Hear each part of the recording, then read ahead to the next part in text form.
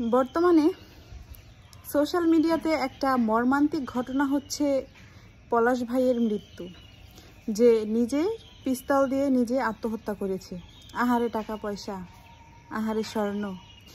সে তার মৃত্যুর আগে একটা চিরকুটে লিখে রেখে গিয়েছিল, আমার মৃত্যুর জন্য কেউ দায়ী নয়, শুধু আমার যতগুলো স্বর্ণালঙ্কার আছে, যতগুলো গয়না আছে, সবগুলো আমার স্ত্রীকে দিয়ে দিবেন, আর আমার যত অর্থ সম্পদ আর টাকা পয়সা আছে সেগুলো আমার মাকে দিয়ে দিবেন।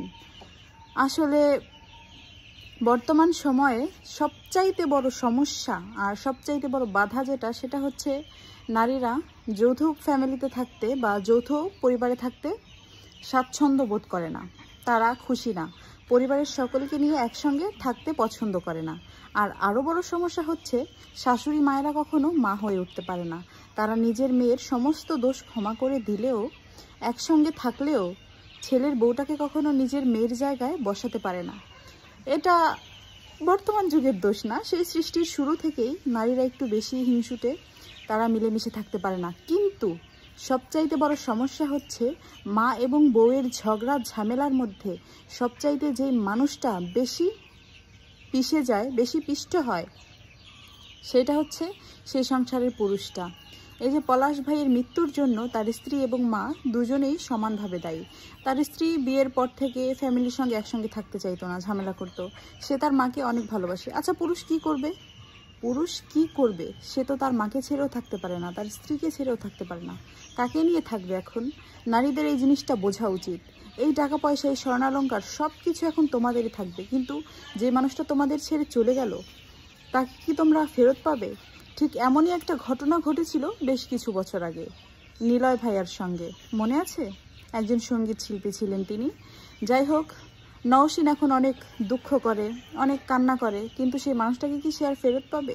আর তার মা যে সব সময় অশান্তিতে রাখতো ছেলেটাকে, সে কি কখনো ছেলেটাকে ফেরত পাবে?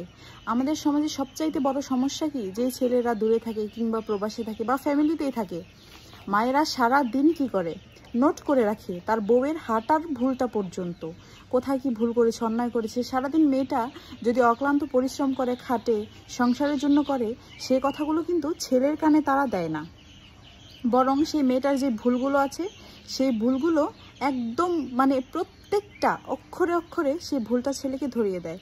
আবার মেয়েরাও ঠিক সেম কাজটা করে, শ্বশুর শাশুড়ি আদর করে, যত্ন করে, ভালোবাসে, সেটা তার স্বামীর কাছে বলে না, কিন্তু তাদের যে অন্যায়গুলো, যে দোষগুলো, বা যদি কোনো কটু কথা বলে, সেই জিনিসটা তারা ঠিকই স্বামীর কানে দেয়। এই ধরনের কাজ করা থেকে বিরত থাকুন। জীবন অনেক ছোট। নিজের জীবনে আত্মহত্যা করে জীবনকে শেষ করে দেওয়া, এটা আসলে কোনো বুদ্ধিমানের সিদ্ধান্ত নয়।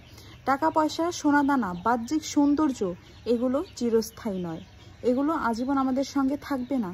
কিন্তু সম্পর্ককে গুরুত্ব দিতে শিখুন, মূল্যায়ন করতে শিখুন। স্ত্রীরা কখনো স্বামীকে অত্যাধিক প্রেশার দেবেন না। আর মাদেরকে আমি হাত জোর করে আপনাদের পায়ে ধরে আমি অনুরোধ করছি, কখনো ছেলেকে অত্যাধিক প্রেশার দিবেন না।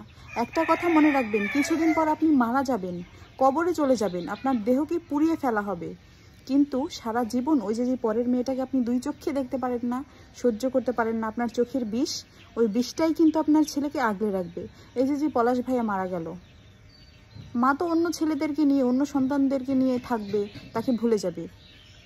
স্ত্রীও কিছুদিন পর আবার নতুন করে বিয়ে করে সংসার করবে, সেই মানুষটার জীবনটা শেষ হয়ে গেল।